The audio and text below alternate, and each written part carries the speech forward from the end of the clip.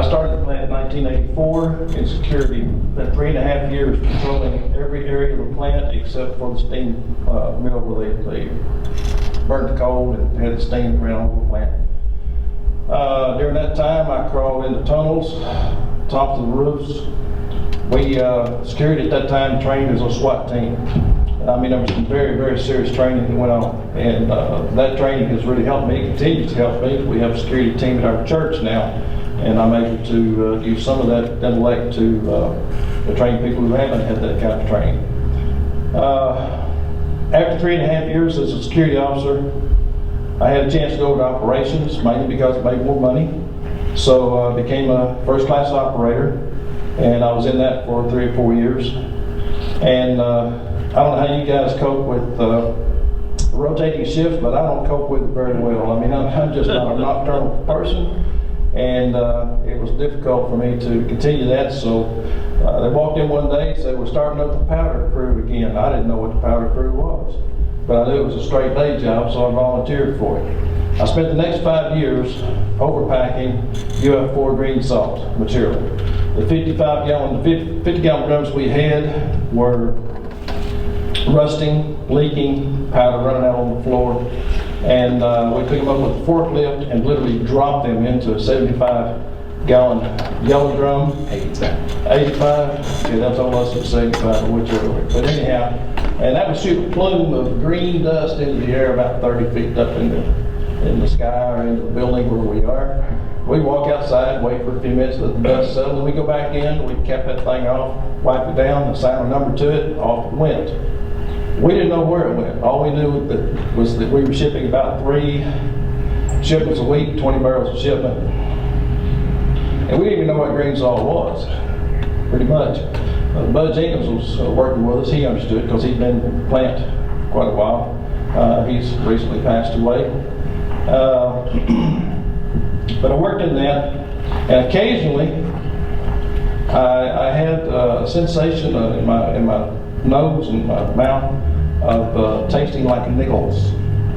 It wasn't very much, but after we finished that 5 years, Curly B. Ware, who's also deceased now, was working with me. He and I pretty much ran it. We had Bubba Moore on the crew for a while. He also passed away. I think I'll get to my point on that. And we finished that 5-year stint, got all the drums overpacked, and they asked us to stay on for another year with the RARP cleanup crew. And basically what we were doing there is we were going into the buildings and cleaning them up. We had people from every different department that were assigned to that team, and the union allowed us to just set aside our regular responsibilities. And Curly and I became forklift operators and hazardous material handlers. Signed off on that. I don't remember the training, but they said I had training in that. And but anyway, we drove the forklifts. We had health physics people with us, going along taking samples. Everything we touched, they took the samples, So we thought we were okay. Came in one day. This was in early 1997 or at the end of 1996. I came in one day and it just tasted in my mouth like I had a big handful of nickels in my mouth, just rolling them around. And I asked my coworkers, "Has any of you guys ever had this kind of sensation or anything?" No. So from that moment forward, I just started kind of slowing down. See, it's not something that happens all at once. And I asked again. No. Started going to see the plant doctor about once a week. No. Started having an increased absentee rate. In the meantime, about that time, I got transferred back to shift again. So I'm trying to do this rotating shift, which hurts me bad enough anyway. And I just keep getting a little slower. Just started putting on weight. By the time I got out of the plant, one morning I just laid my badge on the counter for the guard. I said, "Guys, I'm gone." I said, "I'll contact the office." He said, "Well, you can't hand me that badge." I said, "I just did." And walked out. I went on temporary disability. They, at one point, they tried to fire me. And fortunately, I had to give the union credit for that, because the union president went in and fought for me and won, and kept me from being fired while I was out on temporary disability. It was because we took a trip, and they didn't like that. And plant doctor betrayed me. He had told me every time I go and see him, he said, "Oh, I can see you're sick, Mike." He said, "Man, your color's not right." He said, "You're dragging around here." And, you know, I said, "That's not you." And then after I came on disability, he politely filed a grievance against me and accused me of, I don't know what he accused me of. I can't remember what it was now, but it was a false accusation anyway. So that's been kind of my experience. Now, after I was out and I finally got on permanent disability, from the time that I had that taste of those nickels in my mouth until the time that I found out why I was sick, it was almost 3.5 years. Now, a lot of you guys have had similar experiences. You've been sick, but you don't know why. You struggled, but you don't know why. Your memory's getting bad, but you don't know why. Your limp, you gotta get to where you stumble, you trip, you fall, and you don't know why. And these doctors around here, they can't tell us, because they don't test us for heavy metals poisoning like they're supposed to. On the northeast corner of the plant is a family, Ray English, Ruby English, Tony, one of their sons, and the younger boy, I can't remember his name. Do you remember? It's just been a while since I've called their names. And we had a little 17-acre farm at that time. Had peacocks. Went out one morning to feed my critters, and our most beautiful peacock had laid down and died during the night. So I went in, I called my taxidermist. He said, "Oh, I don't do birds anymore. You need to call Tony English." So I called Tony English. He said, "Yeah, I'll bring it over tomorrow morning about 10 o'clock. I said, "Okay." Next morning, 10 o'clock came and went. I'm walking around thinking, I think there's something I'm supposed to do. I don't know what it is. Now at this time, I spent 18 to 20 hours a day either on the couch or in the bed. I couldn't function but maybe 4, 5, 6 hours at a time. I was so weak, so tired, I turned gray. My wife quit her job at USEC to come home and take care of me until I died. We knew it was coming, we didn't discuss it. But we knew it was coming. I knew I was dying. Nothing I could do about it. So late in the afternoon, I called Tony. I told him, "I'm sorry I missed that appointment this morning." He said, "Oh, just come on over at 10 o'clock in the morning." So fortunately, 10 o'clock the next morning, I did remember it. And I went over, took the peacock over there, and we talked about how it would be mounted. And you've seen this turkey thing where they got the turkey tail all spread out? Well, you made it a peacock tail done like that. It's beautiful. And I turned around and started walking out of his business there. And he said, "Mike," he said, "don't you work over here at the plant?" I said, "Well, I did." I said, "I'm on disability." He said, "What are your symptoms?" I said, "Well, I stumble a lot, fall down occasionally." I said, "My memory's just shot." I said, "I'm so exhausted." And then he started naming off symptoms. And some of the symptoms that he named off, I didn't even know I had until he said it. I said, "How do you know that?" He said, my whole family's sick with it." He said, "You've got heavy metals poisoning." The entire English family had heavy metals poisoning. The father in the family, Ray English, this man right here has got 2 big boxes of letters that he gave me to use, and then we're trying to use them now to help all of you. Letters to Miss McConnell, letters to other people, letters to the company. I mean, just endless letters. And kind of losing track where I am right now. But anyway, Tony and his mom and dad helped get me to a doctor that tested me for heavy metals poisoning. I had a 98 percentile. This is 3.5 years out of the plant. I still had a 98 plus percentile level of deadly heavy metals of arsenic, lead, silver, nickel, and mercury. I further learned from a doctor from University of Kentucky a little bit later that If you just have one of those elements, you're going to present with certain problems, certain symptoms, certain degree of illness. But if you have two or more of those elements in your system, they accelerate each other. So what comes from something that's going to make you a little bit sick and make you feel bad, it accelerates until it becomes deadly. If I had not been in excellent physical condition when I walked out of that plant, other than feeling those symptoms coming on pretty strong, I would have died. And if I hadn't found the English family, I feel like the good Lord took me over there and introduced me to them. They helped me get to Dr. William Reed in Franklin, Tennessee. He put me in a hospital down there for 3 days and did intense chelation therapy. Intense. I took it fine, wasn't a problem.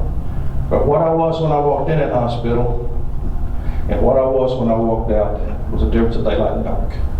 My wife says, I got my husband back. I think that might have been the first time I cried about the whole thing. But I started then. I thought, you know, if I'm sick, how many of these other guys are sick? How many of these other men and women in this plant are sick? You know, and I said, so I had a deep concern. I called the plant. I got the plant doctor, different one. Guess what? The one I'd had before, he's gone. So, good riddance, excuse me. I'm an elder at church, so I'm not supposed to talk like that. But he's gone. So this other doctor, he says, well, what's this all about? And I briefly told him. He said, that ain't got anything to do with me. I said, you're the plant doctor. Why do you say it doesn't have anything to do with you? He said, all I do is physicals, and if somebody gets hurt, I take care of it. Other than that, I'm told I have no interest in this plant whatsoever. I said, well, who should I call? He said, you need to call health physics. So I called the head of the health physics department. He said, well, what's wrong with you? And I told him, he said, well, if it's heavy metals, he said, this got nothing to do with us. All we deal with is radiation. I said, well, who am I supposed to call? He said, well, I think you need to call industrial hygiene. So I called industrial hygiene. I get a hold of Dr. Bill Mayer. Dr. Bill Mayer's so concerned for me. Well, tell me about this, Mike. I went into fine detail. He said, would you put this in a letter and send it? And especially let me know about that doctor down in Franklin. So we need to use him. There you go. We need to help him. He needs to help us, and we need to work together and all that good stuff. He said, I'll get back with you in about a week or so. It's okay. It's been 20 years, folks. Oh. He still didn't call me back. Oh my. But what he did is he called a friend of his in Bethesda, Maryland. Way up the ladder in DOE. DOE got together with Vanderbilt University because this doctor was working in a clinic that he had set up. It was, what do you call it? Where they cleaned your blood up. What is it? Oncology. Yeah, he's an oncology specialist. I mean, who better than an oncology specialist to do this? But he had this clinic, but it was operated by Vanderbilt. I didn't really know until late in the game that he had been a plant doctor in Oak Ridge. And originally he had his own oncology clinic there in Oak Ridge. And because he started treating patients there who had been poisoned in the plant, DOE took after him, cost him his house, his home, his practice. They got the Methodist Hospital there to write a letter saying that they didn't want him practicing medicine there. They killed his ability to make a living. So Vanderbilt took him in, set him up down in Franklin. I blame myself because I didn't know. It's not an excuse. But I used his name and I shouldn't have. You dropped your guard. That's what he's talking to you about now. Yeah. He can't give you those facts yet. It's not ready. It's not time. So, next thing I know, Dr. Reed calls me up one day. He said, Mike, he said, I want to talk to you a second. I said, okay. He said, I got to talk fast. He said, if they find out that I'm talking to you, he said, it'll be trouble. I said, what do you mean, Dr. Reed? He said, I can't treat you anymore. He said, I'm sorry, I don't want anybody to send you to you right now. But he said, I can't. And he said, if they catch me, he said, they'll fire me. He said, I can't afford it. I already lost my home, my vehicles, my job, my clinic once. I can't afford to lose it again. He said, I'm so sorry. Ray English, their younger son, who was a young teenager at that time, and if you saw him, gosh, I wish I can remember his name, but if you saw him out in the yard or come into a business or something, you'd think he's drunk, you'd think he's just stumbling around all over the place. Because neurologically, heavy metals that he got uptakes over and over and over again as he's growing up. See, children are more susceptible to heavy metals poisoning. He had gone down to the clinic, gone to the hospital. Dr. Reed was giving him a treatment. The nurse had already hooked him up to the IV. She got a phone call from the head office at Vanderbilt. She walked back in, she reached down, she jerked that needle, literally jerked that needle out of his arm, handed him a Band-Aid, said, you're done here, said, you won't ever be back. Turned and walked out. And he was able to get other treatment as far as I know, at least not for Vanderbilt. Now, how does the Department of Energy have such a grip on a teaching hospital called Vanderbilt University? Well, here it is. Congress appropriates millions of dollars to go to all these different hospitals, especially Vanderbilt. It's got a huge reputation. Millions of dollars. Now, in order for Vanderbilt to get that money, Congress can't just give it to them. They have to have what's called a willing provider. A willing provider is another government agency that's willing to do all the paperwork. They just do that as a service to Congress. So Congress has this willing provider to present the money to Vanderbilt University. Guess who the willing provider is? The United States Department of Energy. You get the connections now? Took me a long time to learn all this, guys. We're fighting in every level you can think of, and it's difficult. This young lady right over here, she has helped me tremendously. I'll try to help her if I can. I took up the battle between 15 and 20 years ago. I wrote letters. I did everything you can think of. I sent McConnell some letters, and he just basically got to where he just totally ignored me. Lied to me on several occasions through the letters. Ray English continued to write until he died of heavy metals poisoning.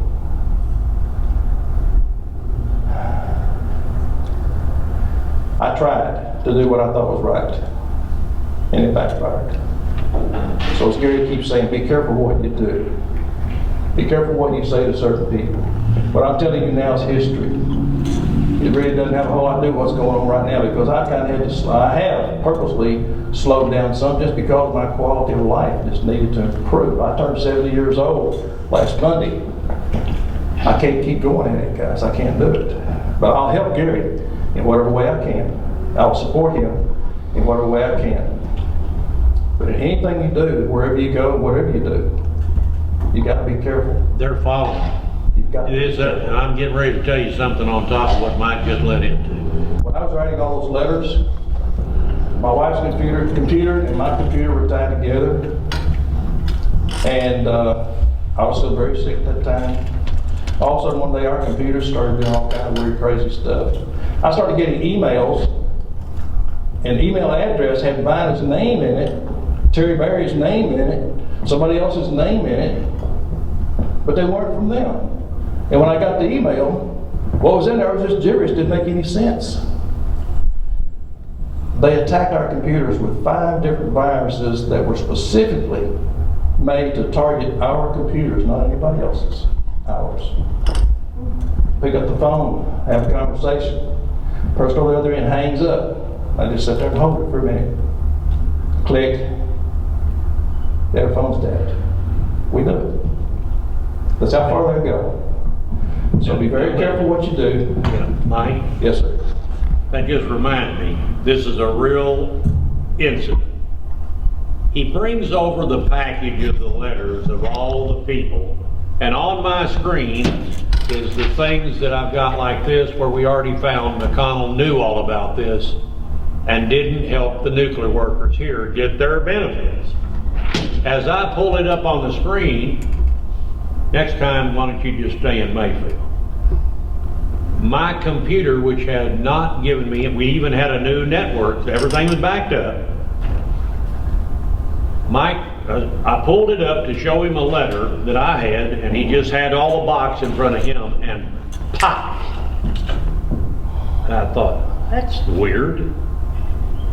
So Mike said, you made a comment. You said, I hope they didn't hit you. Yep. Well, I tried to get on and logged off, restarted the computer, nothing. So I thought, and it was Friday or something, I said, hey, we'll work on that next week. I'll show you that some other time. I brought in my IT person, and he said, I don't know what happened, but your computer is gone. I can second that. Yeah, well, Evelyn said right there many times we tracked them doing all kinds of crazy things. But the one thing I like to track, Dave, you gotta check it. I got a new tractor the other day, and I know where the drums are buried. So I told them we're gonna all rally out at the plant, and we're gonna have a drum uncovering operation. So, do you know how many people are out there right now at the plant? Jerry, you probably know. And I know where they are because as an engineer, you know those little contour lines on a map? When they go up like this in circles, and it gets narrow and it gets smaller and smaller, does anybody know what that tells you on a contour map? It's a hill. Did you hear what he just said? I caught the DOE people live on TV in a meeting when I said, do you have anything buried out there in the wildlife area? And they said, oh, no. I said, well, do you have a 2-foot contour interval map? Well, they said, oh, no. I said, well, and I was on live TV. I said, hold on just a minute, Tracy Brindley, that's her name then. Follow me, and she's our characterization person, but she now went to work for DOE. They do a lot of that. They decide to shut them up, they go hire them and give them a 6-figure salary. Yep. So she did, I walked right in there, I was on a public comment, walked right in there and said, here Tracy, there's the map. Now what do you think? You know what these little circles are? Well, I'm not sure. So I walked back in there and I just walked in right in front of the camera and I said, we found them. 2-foot contour intervals, 8 foot tall, right out in the middle of a flat piece of property. Yeah.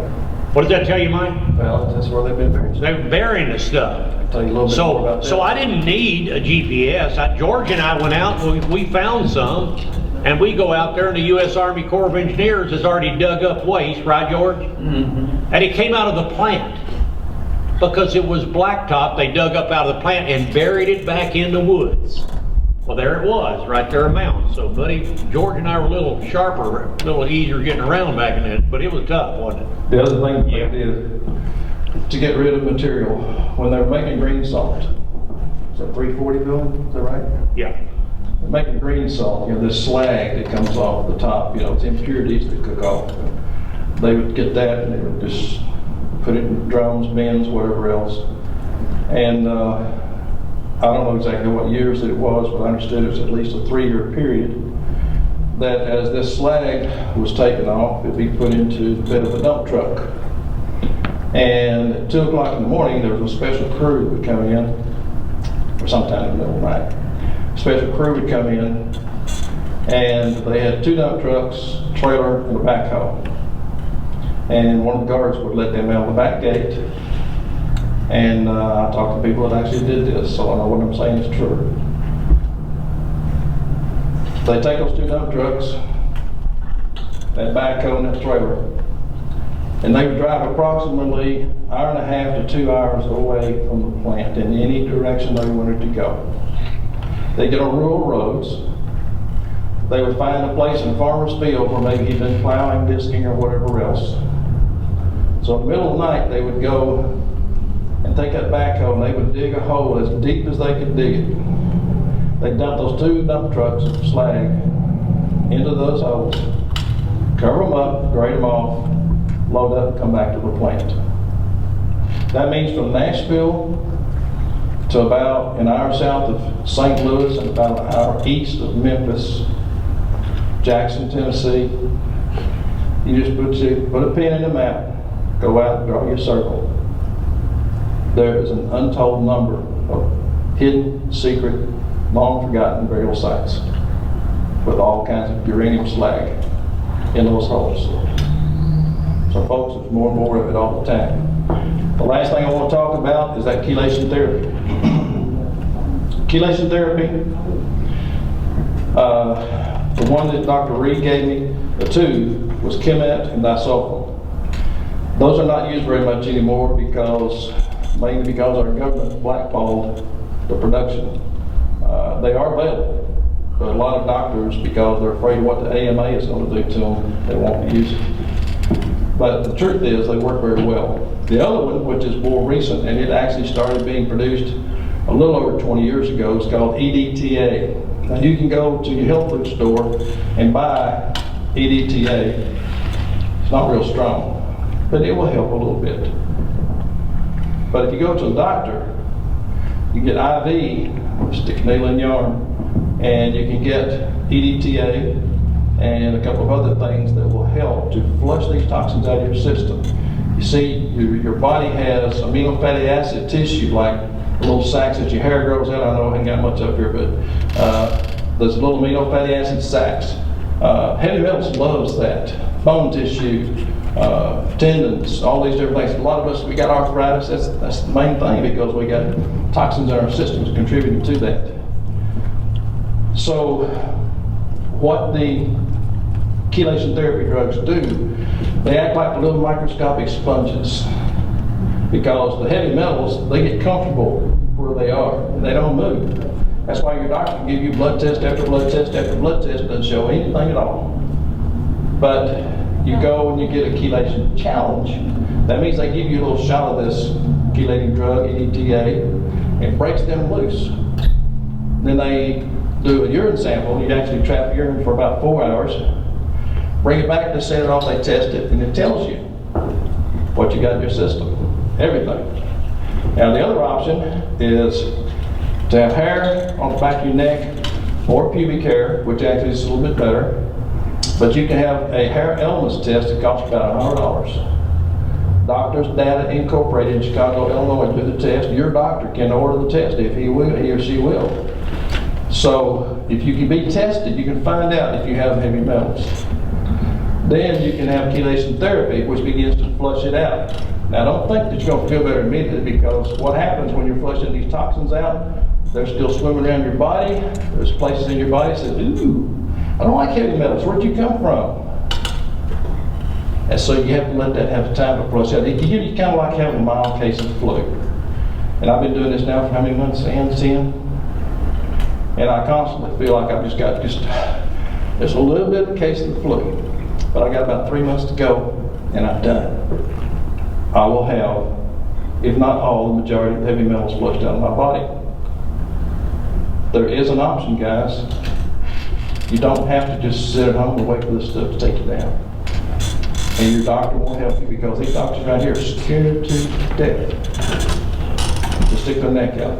All right, now I got to take that away from you, because I'm going to give you some. Well, no, I'm going to give you some credit. Well, I've got another one. Well, you just say I'm still to the devil. Okay. All right, So his rise to fame is, we said. Remember, I told you earlier about a mayor of Paducah that I ambushed on. It's on YouTube. So go to the city commission meeting, August 28th, 2012. So in the meeting that we were going to hold that night, Mike was over on the other side of the commission. I had a suit on and I was doing great. Well, as soon as the meeting started, the mayor said, we ain't talking about any nuclear worker tonight.